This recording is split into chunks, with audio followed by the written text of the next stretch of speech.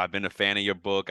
So you can't see it that good on Yeah, here, you but I've got been. it. Thank Oh you. yes, oh yes. I knew right when it hit the market because I would Right. always be looking for new content, and then when yours came out, I was like, oh my gosh, this is a real person that wrote a book about payroll. I was like, Yes. yes.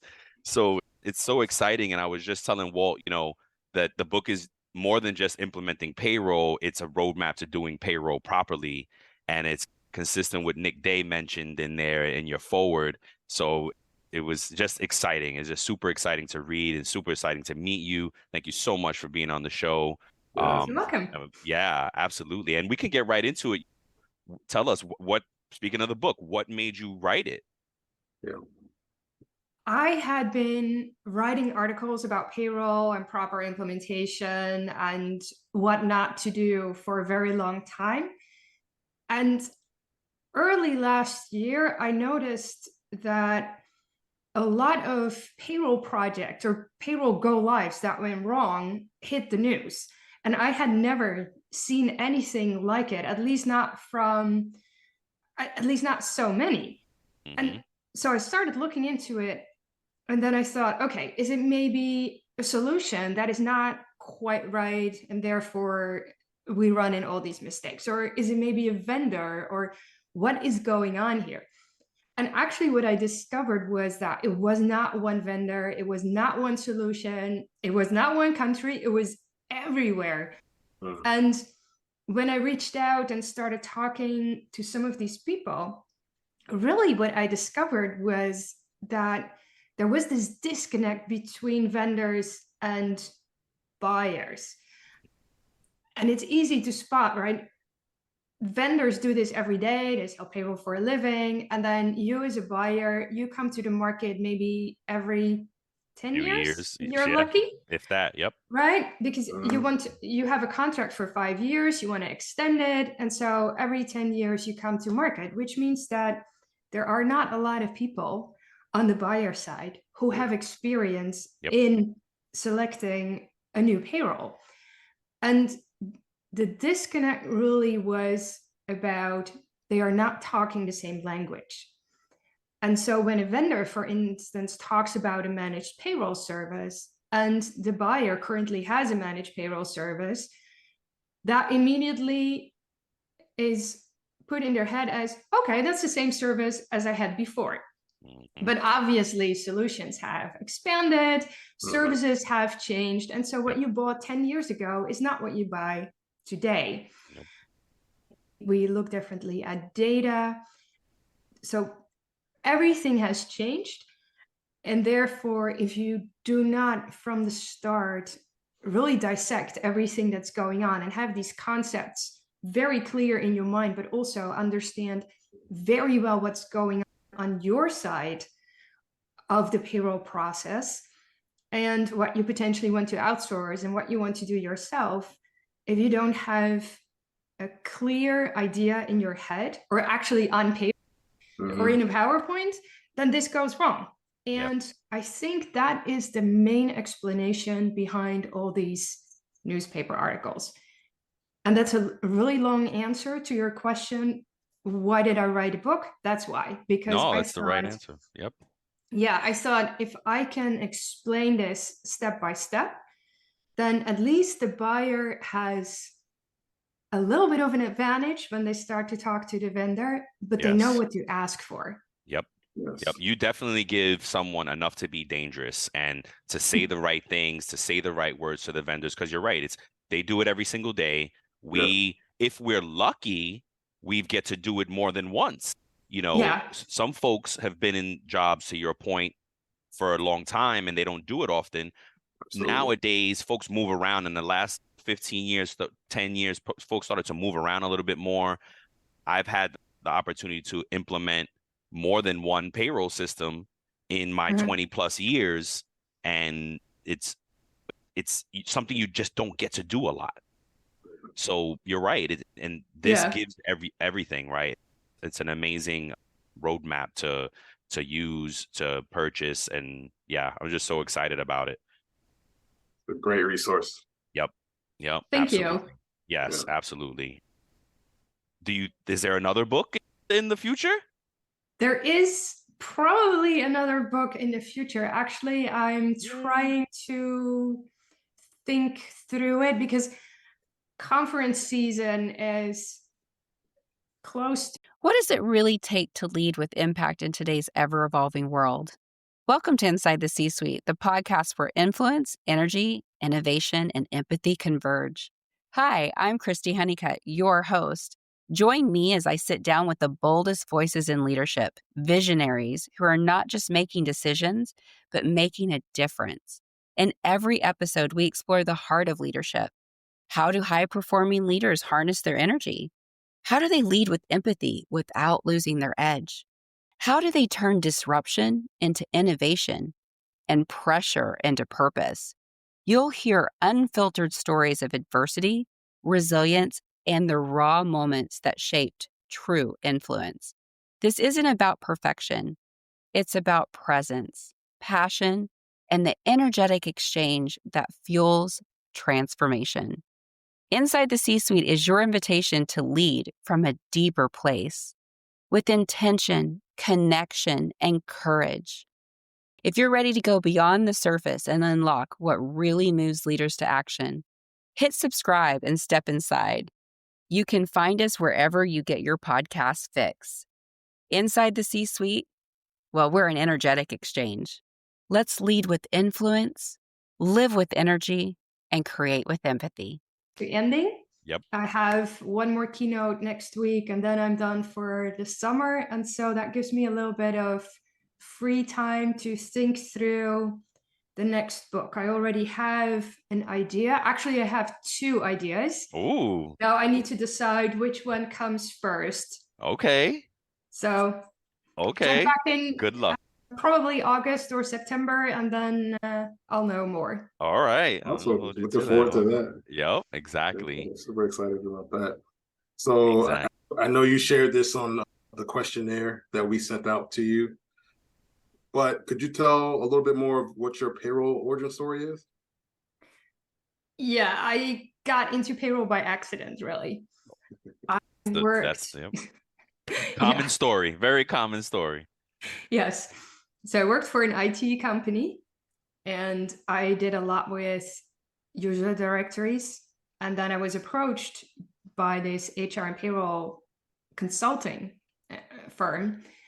And they were starting to advise companies on employee and manager self-service and therefore needed to understand how these directory services worked.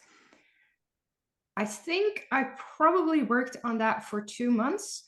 And then the internet crisis hit back in 2001. And then everyone was going back to, okay, how can we run HR as effectively and efficiently as possible? The whole shared services concept came about. And pretty quickly, I had to pivot and started to advise companies around, okay, if you do shared services, if you do payroll and shared services, what does that mean? How can you measure it? From there, it exploded. And the company also started an outsourcing branch. And so ultimately, it was about, I would say, 75% payroll outsourcing and 25% consulting. And slowly but surely, I moved over to the multi-country payroll side.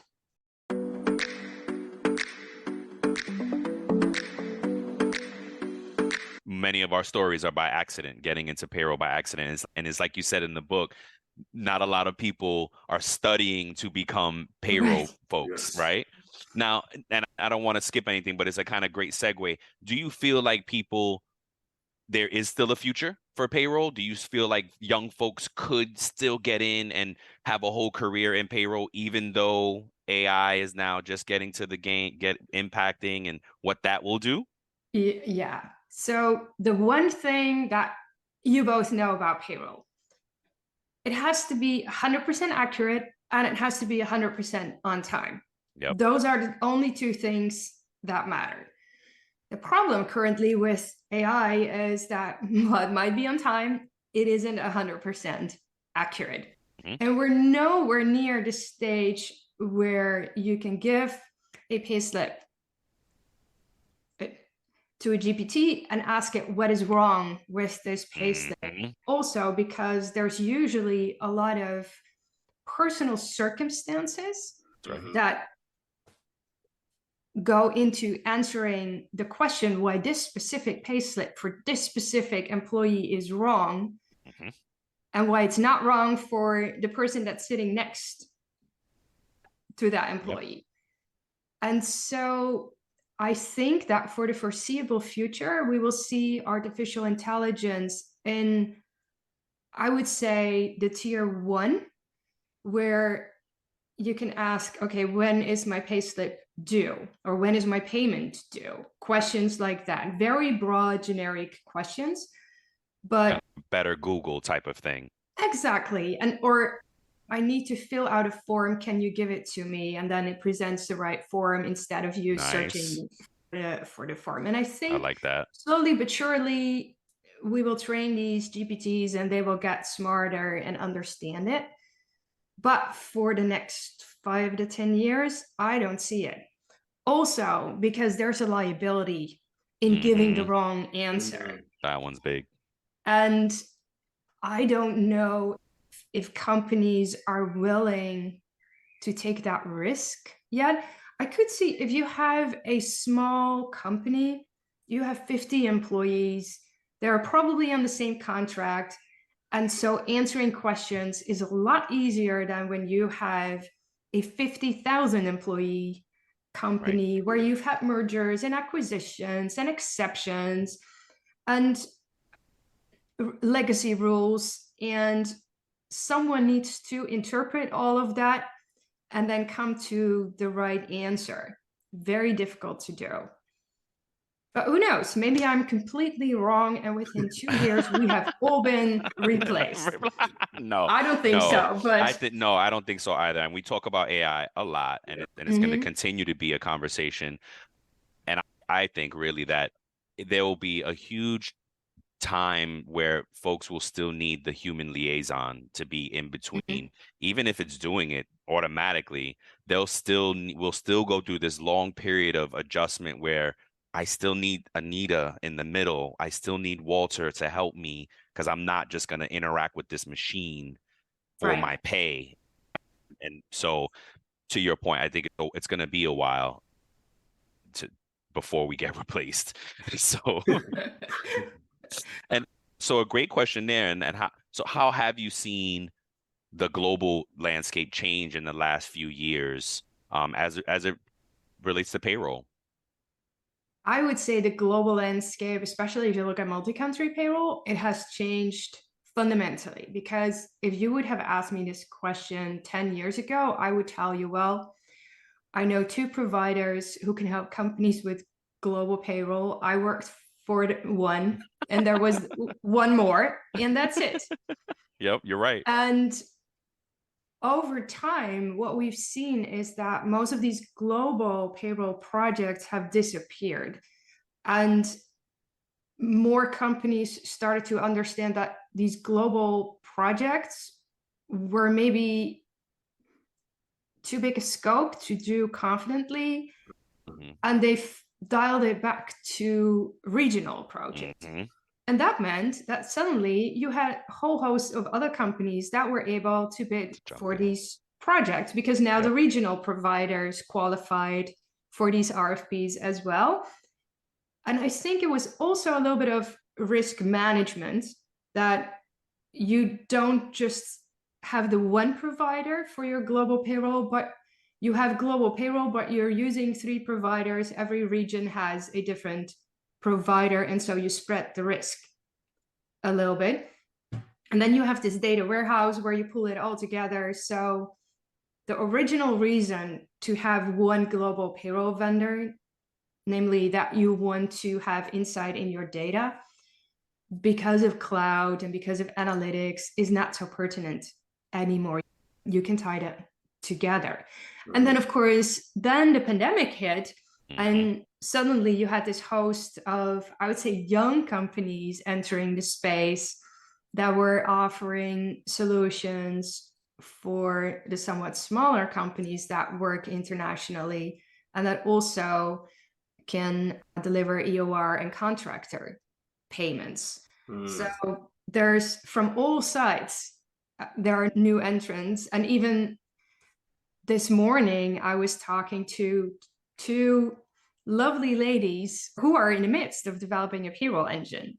Oh, So wow. I have not seen that for a long time, that young companies are developing their own payroll, but suddenly this year, I know of at least, I think 5 to 10. Oh my gosh. Wow. Yeah, and not all of them are in production yet. So there's still a couple Development of stuff, of course. in stealth. Leading a growing business, it's like building a plane while flying it. Team building, decision making, and scaling all at once. At CPO Playbook, we get it.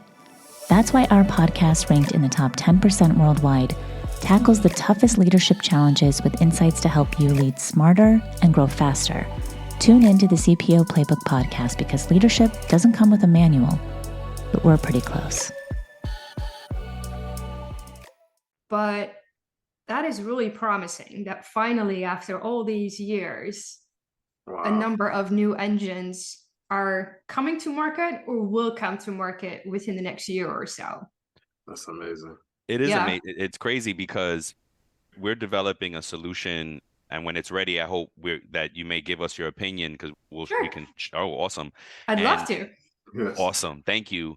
And Walter always in this journey, he would always say, "Oh, well, we're gonna do payroll. We're gonna do payroll," and I'm like, "No, there's so many. That's such a big undertaking. Like I didn't even so to know that there are folks endeavoring that is amazing. That gives me some Yes. hope.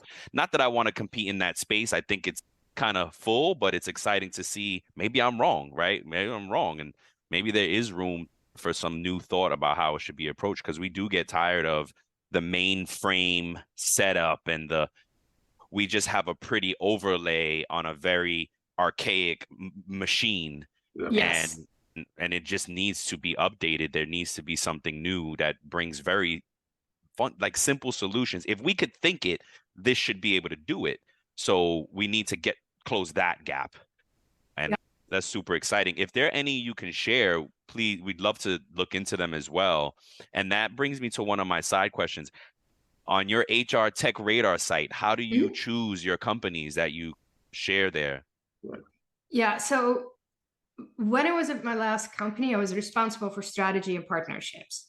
And that meant that because that was in my LinkedIn bio, all the time I would be approached by young companies who are really keen to partner with us. We offered services to enterprise, and they are typically not very keen on trying and testing these new solutions. But I became very interested in what I saw. And so when I left the company and started out on my own, one of the things that happened because of the pandemic, some of these companies started to reach out to me and said, there are no events, there are no conferences, we cannot get in touch with CHROs. What do we do now? How do we tell the world our story? And so I came up with this idea of using my network to offer them a platform or a window and help them get some attention. And that is when I set up the site. And my criteria for these companies to be listed was really, they needed to be founded after 2016, simply because 2016 was really the second wave of cloud technologies, and I wanted them to be built on a modern stack. And then the other criteria was that they needed to have at least 2 or 3 paying customers, just because I didn't want to run a list of everyone with a great idea that has not presented that yet to a client and has not tested that in the wild yet. So those were more or less the criteria. And awesome. It was really nice to work with these companies and bridge the gap during the pandemic, but also now that everything is mostly back to normal and a lot of the HR organizations are running startup events and competitions again, the need for the site has somewhat diminished. I'm still keeping it up, but I'm not keeping it as current probably as I would 2 years ago. Oh, okay. Okay. Do you keep your personal brand site current? Is that the one that you put the focus on? Yeah, so I have HR Tech Radar, which showcases these new or young companies. And then I have I would say my speaker brand, which is AnitaLettink.com, simply because people see my name when I'm speaking. And so that they automatically find me through that site. Yes. Awesome. Yeah. Oh, that's great. That's great. So now so you made that jump to work on your own. What was the catalyst for that? What made you say, "Oh, I'm going to go off and do this for myself"? It must have been scary, no? Actually, it wasn't. It Oh, was exciting. I had worked for other companies all of my career. yep. And then when the company that I worked for got acquired by another company, that was not the first acquisition. We had done some mergers and acquisitions, and I had been with the company for 19 years. And I thought it was a good moment to go and see if I could make it on my own. I did not know that we would see a pandemic. So my last day of work was February, and I was supposed to go on sabbatical and travel. And then on March 15, all the borders closed. So here I was in my attic with nothing to do. But fortunately, like I mentioned, a couple of companies approached me because they had seen that I had left the company and that I was available. And things started to move from there. And I picked up a couple of speaking engagements, well, virtual engagements, obviously. And that sort of snowballed into physical, in-person speaking engagements when the pandemic was over. So I think that because I have been in this space so long, people know me, I have a large network. Then last year I wrote the book, and that opened up a whole new avenue of all kinds of payroll events. Yep. When you go out on your own, you really have to make sure, I think, that you stand for something and that people identify you with that something, whatever it is, and that they consider you an expert, and that they reach out and are willing to pay for your services. Are you tired of talent and HR podcasts that sound like corporate training videos? Same. Talentless is the no-fluff show about hiring, leadership, culture, and what's actually going on in the world of work. Talentless is a podcast for recruiters by recruiters. Hosted by Desiree Goldie and Ashley King, they're smart, occasionally salty, and never afraid to say what everyone else is thinking. Listen wherever you get your podcasts and subscribe at talentlesspodcast.com.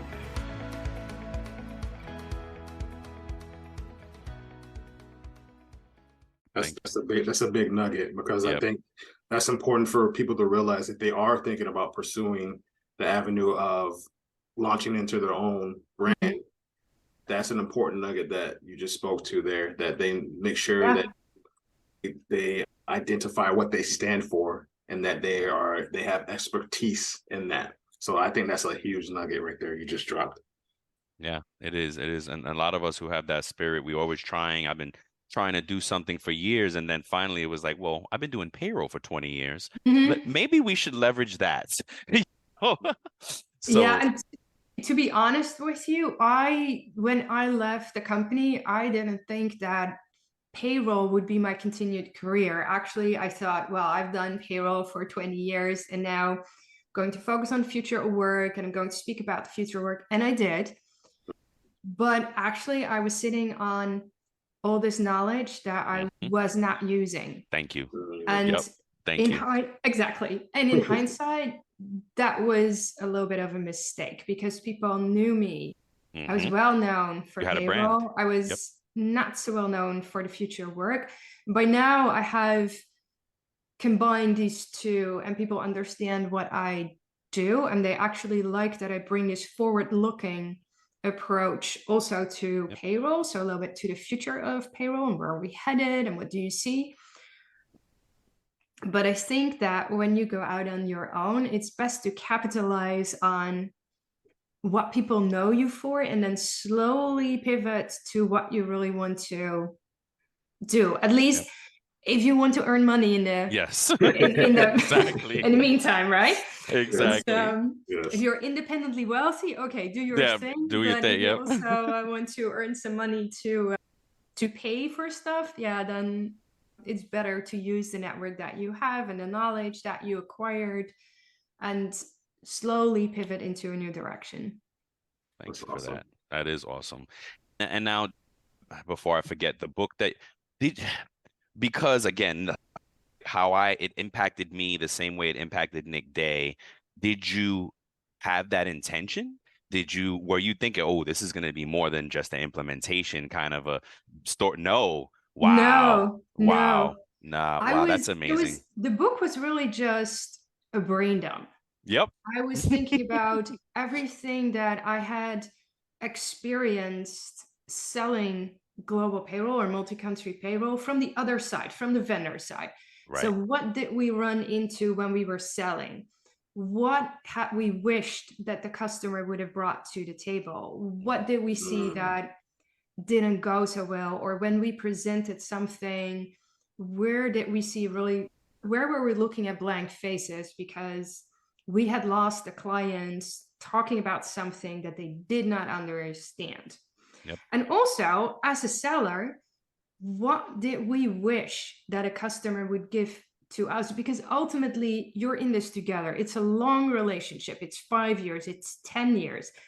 And you could say, well, it's a vendor-buyer relationship, but ultimately, it's more of a partner relationship. You have to trust the other partner to deliver so that you can actually pay people correctly and on time. Yep. And that needs a little bit more than just, okay, I buy something from you and now you need to give it. Yep. It's not a product, right? Yeah. And it's a relationship, and it's that's a going to have relationship. dynamic and it's like you said, you need to factor in, are you going to grow? And will they still be the right partner in your growth model? If you divest, if people don't think about that, wait, if my company gets smaller, how does that happen, right? And will they be the right partner then? And what will they do for us as a courtesy if that happens? You organized it amazingly, and it gives everyone as a buyer what they need to be armed, because this is everything that we in the industry get frustrated with, and it's here. Oh gosh, my favorite quote: payroll starts the moment employee data is entered or changed in the HR solution. Right. Yes. Sometimes our partners in HR don't realize that. It's, oh, well, payroll, and it's like, wait a minute now. It just articulates it so elegantly. And we have to see it as one thing. And I think we even say, look, if you're going to get a new HCM, get that payroll engine too, because why bifurcate it? Why break it? You're creating a problem where you should not have one. Thank you so much for this. And then I wanted to ask your permission, I really want to go into depth on the show. Do you mind if we do a show on this? Not at all. Okay. Thank you very much. Because I do want to share it with folks. And I think people, if you're seeing the title, How to Buy Your Next Payroll, Select Your Next Payroll, they might discount the fact that this teaches you how to do payroll well. So, that I need to share that. I should give it a new title. You How could to select your next payroll and do payroll well. You could. You absolutely could. Yeah. You absolutely could.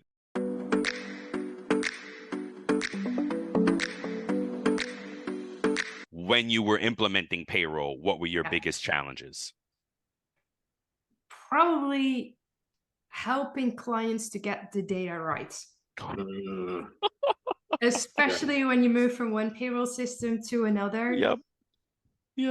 The client has this system and they've been using it for 10 years? Yes. And then you start asking, okay, give me all the data of your employees. And you know that they have, for instance, 500 employees, and then suddenly they give you this data dump of 750.